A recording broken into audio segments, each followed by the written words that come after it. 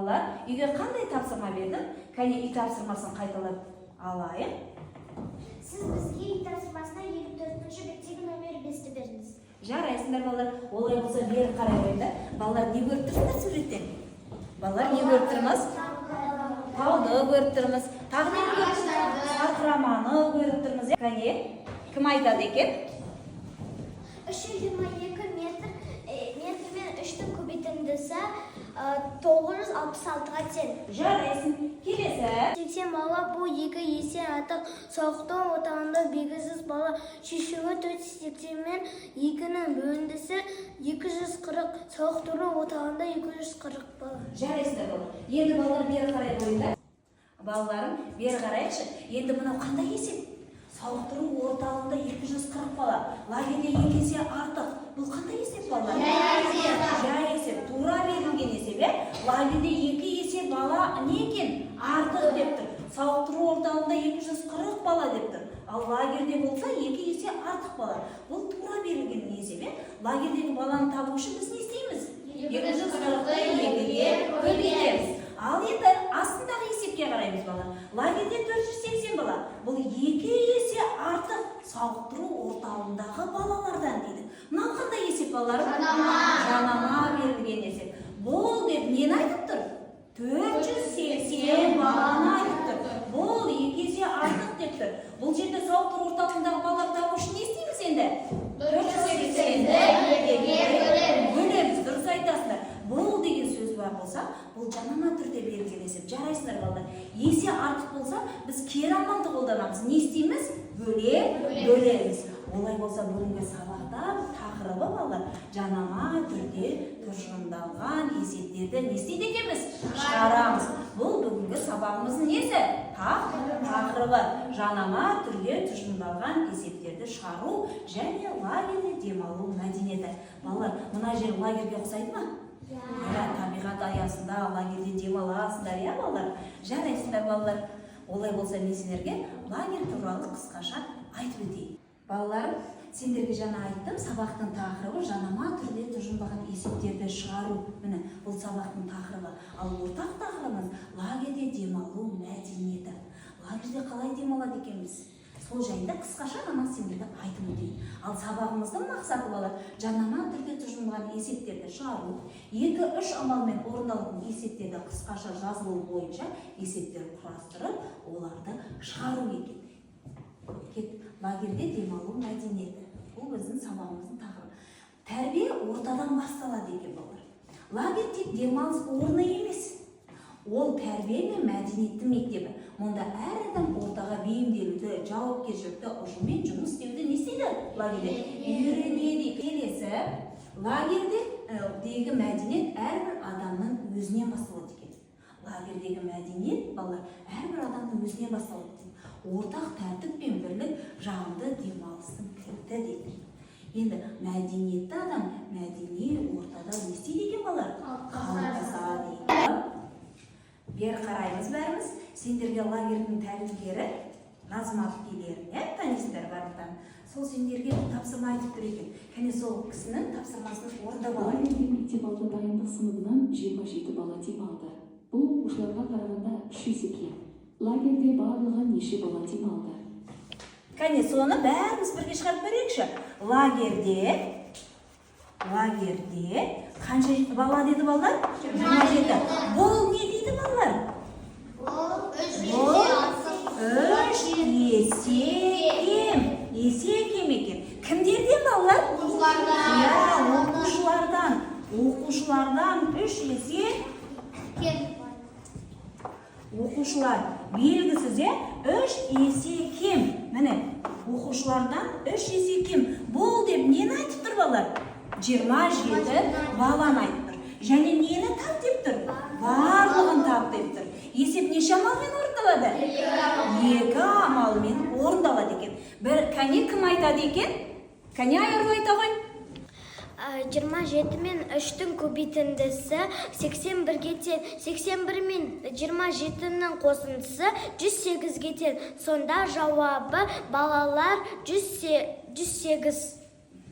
Жарайсың айыру. Кәне келе ғой, сен жаза қойшы ма? әдемі етіп. Кәне балалар, сендер де дәптерлеріне жазыңдар. Есепті бірге не отырып жаздар. Әдемі көркем етіп жазамыз. Ал Мейірім, кәне оқи қойшы маған есебіңді. Лагерьде 27 бала. Бұл оқушыларға қарағанда 3 есе кем. Және несін табамыз? Жауабы барлығы сұрақ белгісі. Шешуі 27 мен 3-тің көбейтіндісі тең 81-ге. 81 мен 27-ның қосындысының мәні 108-ге тең. Жауабы оқушылар 108. Ал енді Мейірім, бұл жерде былай істеген ғой. Сен оқушыларды таптың, бір сұрақ, және барлығын таптың. Екінші сұрағымыз, олай болса есебіміз дұрыс, 2 амалмен орындалды. Шешуі дұрыс. Енді жауабына қарайықшы. Жауабы дұрыс па? Оқушылар 108 деді. Оқушылар 108 бе? Неше? Оқушылар 81. Дұрыс айтасың. Оқушылар 81 бір екен. Ал лагерьдегімен және оқушыларды қосқанда жалпы саны қанша? 108 екен. Сонда мынаны дұрыстайсың. Оқушылар қанша деп жазасың? 81 деп жазасың. Барлығы, үдір ғой, барлығы қанша бала? Барлығы кішкентай әріппен жазасың. Қазір қол шам әдісі. Мынау қол шам арқылы, қолдарында шам болады. Сол шам арқылы мынаның ішіндегі есептің шартын тауып, оны құрастырып, шешуін және жауабын маған не істейсіңдер? Айтасыңдар. Ауызша орындалады тапсырма. Бұл жұптық жұмыс балалар. Екеу ара біреу. Кәне, сен. Кәне, Әли, тұра ғой, кәне оқи ғой. Лагерьде демалды 146 оқушы. Бұл қалада қалғандар баладан 2 есе артық. Қалада неше бала қалды? Шешуі 146 мен 2-ні бөліндісі 73-ге тең. Жауабы қалада 73 бала. 73 бала не істеді? Қалды. Кәне Арсен дайын екен, кәне Арсен өзін айта ғой. Ер бала 123. Бұл қыздардан 2 есе кем. Барлығы неше бала? Шешуі 123 пен 2-нің көбейтіндісі 246-ға тең. 246 мен 123-тің қосындысы 369-ға тең. Жауабы барлығы 369 бала. Балалар, жеке жұмыс, гексагон әдісі. Әрқайсымыз өрнектердің мәнін табамыз. Өрнекті оқыған кезде жабасыңдар ғой. Келесі есеп артынан шығады. Осылайша мына өрнектердің мәнін тауып шығуымыз керек. Не жылдан? Кәне, осы қарқынмен жылдан шаққан орда тасаймыз. Кәне. Ал балалар, дайынсыздар ма? Кәне, кім оқиды? Жақсы, бәрін дайын екесін. Кәне, Азиз, сен оқи қойшы. 918 пен 9-дан бөліндісі 102-ге тең. 200 пен 200-дің қосындысы 400-ге тең. 422 мен 2-нің көбейтіндісі 844-ге тең. 8 мен 8-дің көбейтіндісі 64-ге тең. 64 пен 8-дің бөліндісі 8-ге тең. 81 мен 9-дан бөліндісі 9-ға тең. 81 мен 9-ның бөлінісі 9-ға тең. 101 мен 3-тің көбейтіндісі 303-ге тең.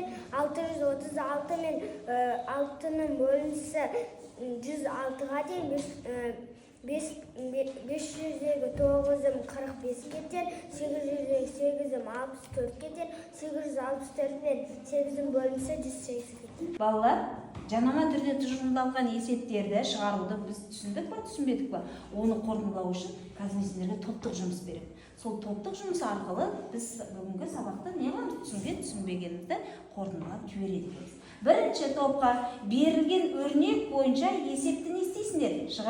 Шығарасыңдар. Берілген өрнек бойынша есепке шартын құрасыңдар, шешуін дайын тұр сендерде. Сендер сұрағын, шартын, бірінші сұрағын, одан кейін жауабын жазасыңдар. Балалар? Ал екінші топ, сендер қысқаша жазылуы бойынша есептің ары қарай жалғастырып, шешуін және жауабын жазатын боласыңдар. Кәне, ала қойыңдар. Ал үшінші топ, сендерге балалар, кинолента әдісі арқылы, бұл жерде сендерге суреттер берілген, осы суреттерге байланысты, міне, тарта қойыңдар. Тарта қойшы, Мария. осы суреттерге байланысты есепте құрастырып не істейсіздер? Жазасыңдар. Жарайсыңдар. 3 топта дайын екен. Кәне, бірінші топ олай болса келсіңдер, жұмысы қорғай болсын. Қалған топтар тыңдап отырамыз. Дұрыс есепті шешуін тауып таппақ бар. Кәне көрейік. Есепті дұрыс құрастырып па? Сендерге, кәне оқи қой. Берілген өрнек бойынша есеп шығару. Сая 450 мен 450-дің қосындысымен 2-ның бөлінісінің мәні 675 кетеді. Саябаққа 450 бала. Бұл табиғатқа қарағанда 2 есе артық. Табиғатта сұрақ белгісі бала. Неше бала? Және барлығы сұрақ белгісі бала. Белгісіз. Орын алады. Соны өтінекеміз, 450 мен 2-ның бөлінісі. Қанша? Тыңдап отырсыңдар ма балалар? 225-ке тең 225 мен 450-ның қосындысы 675 кетеді. Сонда жауабын оқи қой. Жауабы барлығы 675 бала. Жарайсыңдар. Есептері дұрыс. Саябаққа 450 бала келді. Бұл 2 есе артық. Және табиғаттағы балалардың саны белгісіз. Барлығын табуға жететінсіздер, иә балалар? Сонда 450 мен 2-ның бөлінісі 400-ге қосқанда 675-ке тең болды. Жарайсыңдар балалар. Ал екінші топтың жұмысын тыңдайық балалар. Кәне бәріміз тыңдап отырамыз. Қысқаша жазылуы бойынша есеп құрастырып шығару. Әңгімелер жинағы 21 бала. Бұл 3 есе артық. Өлеңдер жинағы сызықша белгісіз. Нешеуі артық. Шешуі 21 мен 3-дің бөлінісі 7-ге тең. 21 мен 7-ның бөлінісі 14-ге тең. Жауабы 14 артық. 14 артық. Бұл 3 есе артық. Иә. Сонда 21. Кәне, балалар, бері қарашы. Қалғандарын бері қарай қойыңдар, маған түсіндіре қойыңдаршы. Шешуі 3 есе артық болса, не істедіңдер сендер? 3-ге бөлдік. Кері амалды қолдадыңдар, иә? Сонда 21 мен 3-дің бөлінісі нешеге тең? 7-ге тең. Енді 3 есе артық. Енді нешеуі артық, нешеуі кем екенін табу үшін не істейміз, айыру? Нешеуі артық, нешеуі кем екенін табу үшін артық саннан кем санды азайтамыз. Дұрыс айтасың. 21-ден сондықтан 7-ні не істедіңдер? Азайттыңдар. Сонда қанша қалды? 14. Сонда өлеңдер жинағын неше бала оқыған екен? 14 бала оқыған екен. Жақсы. Жарайсыңдар балалар. 3-ші топтың жұмысын көреміз. Кәне, 3-ші топтың жұмысы, иә, сурет кинолента әдісі, суреттер бойынша есеп құрастыру керек еді. Мариям. Гимнастикамен айналысы 50 бала. Ойнада 40 бала. Бұл 2 есе артық.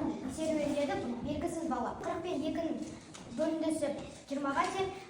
20 мен 40-ның қосындысы 60-ға тең. 60 пен 50-дің қосындысы 110-ға тең. Жауабы серуендеді 110 бала.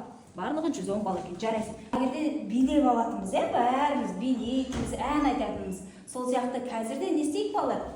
Билеп алайық.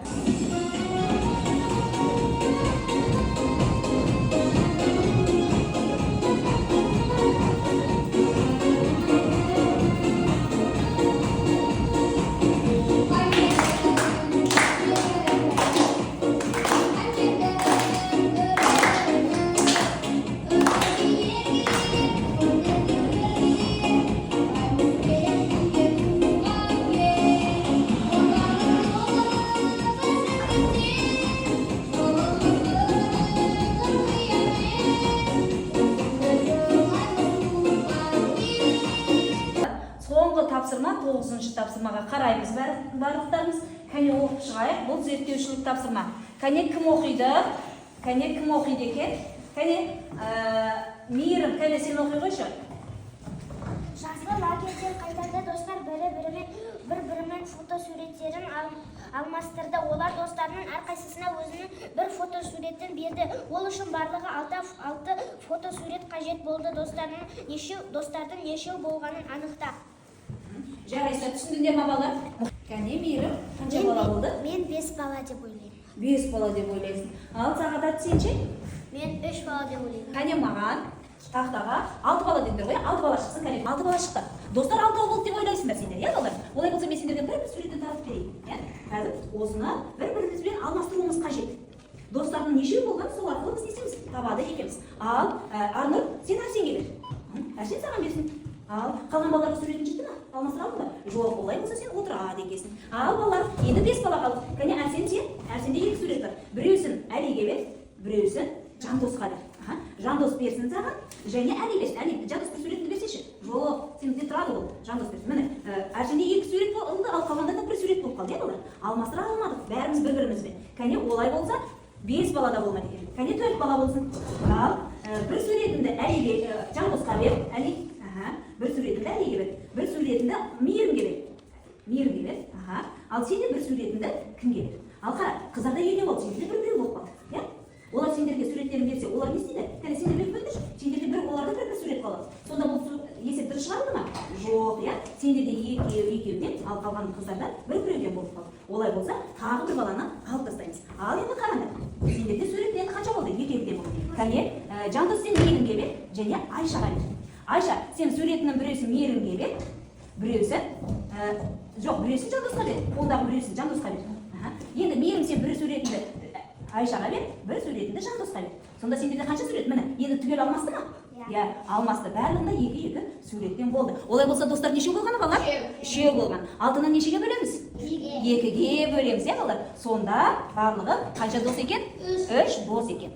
Ал бері қараймыз. Енді сабақ аяқталды. Өзімізге кері байланыс беріп кетейік. Сабаққа кері байланыс берейік және топқа. Кәне, Мариям, тобын бойынша айта қойшы. Болашақ тобы, иә? Біздің тобымызда бәрі жақсы қатысты, бірақ кей кезде олар бір-бірімен сөйлесіп кетті. Ал өзіңді қалай бағалайсың балалар? Мен өзіме 5 қойдым, себебі мен дұрыс сұрақтарға жауап бердім. Біздің топта барлығы жақсы қатысты. Біздің топта балалар гексагонды жақсы шығарды, есептерді шығардық, оқыдық. Мен өзіме 5 деген бағаны қоямын, себебі мен есептерге дұрыс жауап бердім. Жарайсыз. Топ бойынша кәне, Нұрдәулет. Кәне көрсете ғой. Мен 8 сұраққа жауап бердім. Және сабақты өте жақсы түсіндім. Мен өзіме 5 деген баға қойдым. Жарайсың, мақұл, өзіне 5 қоясыңдар, иә? Жақсы. Келе ғой. Жақсы.